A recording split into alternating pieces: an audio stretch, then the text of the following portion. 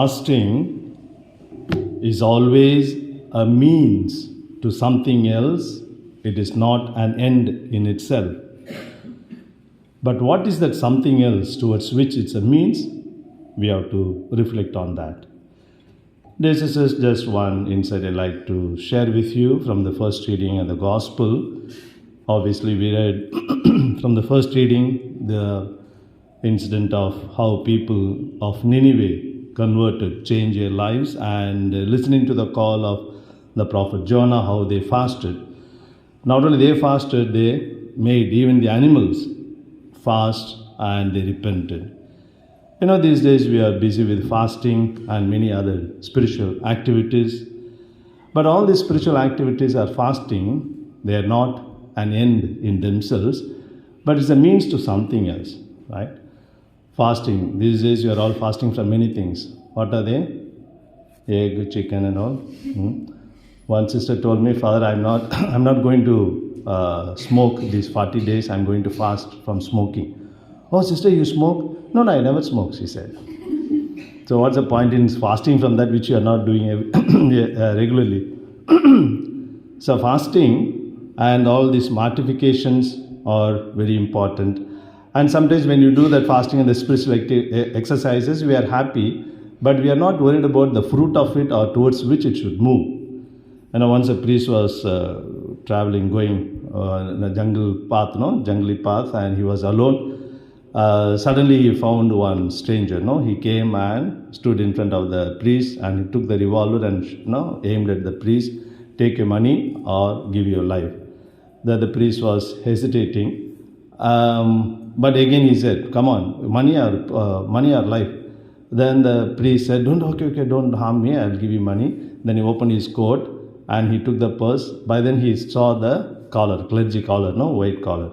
Then the man said, "Oh, sorry, you're a priest. I do not know. Very sorry for that." Then they started talking, becoming friends and walking. At one point, the priest wanted to smoke, cigar. So he took a smoke and asked the man, "You want to smoke?" He said, No, I don't smoke, Father. This is a Lent season. I don't smoke. See the immediate reaction, Why that comes? He was ready to kill the priest, but he was not ready to smoke because Lenten season, you see. So he thought, abstaining from smoking in itself and end in itself, right? When I was small, my mother used to say mortification, self-denial. Suppose you want to do something, you postpone that desire and do it after 5 minutes, 10 minutes. Suppose you want to take water or drink coffee, you wait, either you deny completely or postpone and do it later. Once I told my mother, see, I want to make mortification, but I want to mortify that desire and do it now itself. That time she must have thought this fellow will become a priest. See, all these mortifications or self-denial have a purpose and end, towards end which should move. The people of Nineveh took the word of God which came through Jonah and started fasting, and they mended their ways. They changed their ways. That is important. Very often we stop with that, right? With the action of fasting. And Jesus also quotes how people of Nineveh changed their lives and took the word of God which came through Jonah seriously. And today sometimes the youngsters, they are not convinced of fasting. Suppose if I fast, how that food is going to help somebody, or how is that is going to help some poor people, etc. See, fasting is meaningful in many ways. For example, fasting gives us the spiritual power. We see in the gospel when the disciples asked Jesus why we are not able to drive that evil spirit away. What was Jesus' answer? He says, such evil spirits can be driven away only with fasting and prayer. So fasting gives us a power even to drive the evil spirit away. If the evil things are in ourselves, we can drive that away also.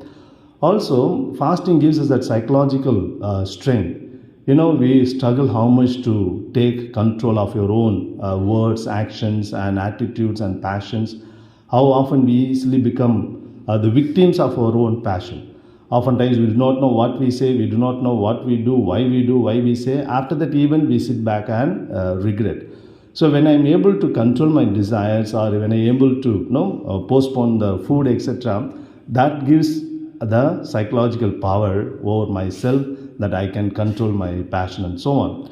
And sociologically speaking, fasting is meaningful only when I give that money to the poor, to the needy. By not eating, maybe I save 10 rupees or 50 rupees, that money should reach the poor, the needy. If I put that money back into my pocket, it's not meaningful. And it gives me a chance to feel the pangs of the hunger of people. Today, millions of people now suffer without food, and how they suffer because of poverty and starvation. And at least we are sure of our food, right? We may not be eating every time very royal and rich food, luxurious food, but at least there is something to eat. And when we are fasting in the morning, we are sure we are going to eat in the afternoon. When we are fasting at night, we are sure to eat in the morning breakfast. Sometimes when we fast in the morning, lunchtime we take twice the amount. Actually, it doesn't make any sense. But still, at least we are sure that we are going to eat next. But today, there are millions of people, when they don't eat food one time, they are not sure when they will get their next meal, whether they will get their next meal. You see, when I fast and feel purposely, voluntarily, I feel the pangs of hunger, it's an occasion for me, it's an opportunity for me to experience the pangs of hunger. Then it becomes easy for me to resonate with them. And above all, if all these things don't convince us, at least this one should convince us. Today, doctors tell us fast at least one meal a week. Don't keep on eating, right? Stuffing food. And our digestive system needs some rest.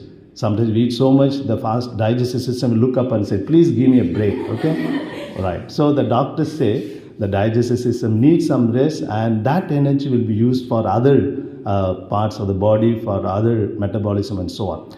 Anyway, friends, the point is, all this fasting is meaningful in itself, but it's not just an end in itself. It should take us to the level of spiritual renewal, to the level of feeling one with the other people, the suffering, and to the level of controlling ourselves. Therefore, when the people of Nineveh fasted, or when Jesus appreciates or quotes the people of Nineveh fasting, it is not just a fasting in itself an end, but it's a means to something else, to come closer to God, to bring other people closer to God.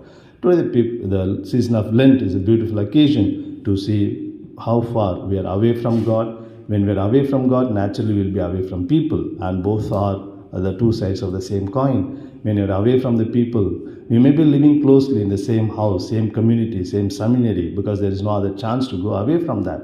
We may be physically close, but we may be emotionally and spiritually, psychologically, we may be away from the people.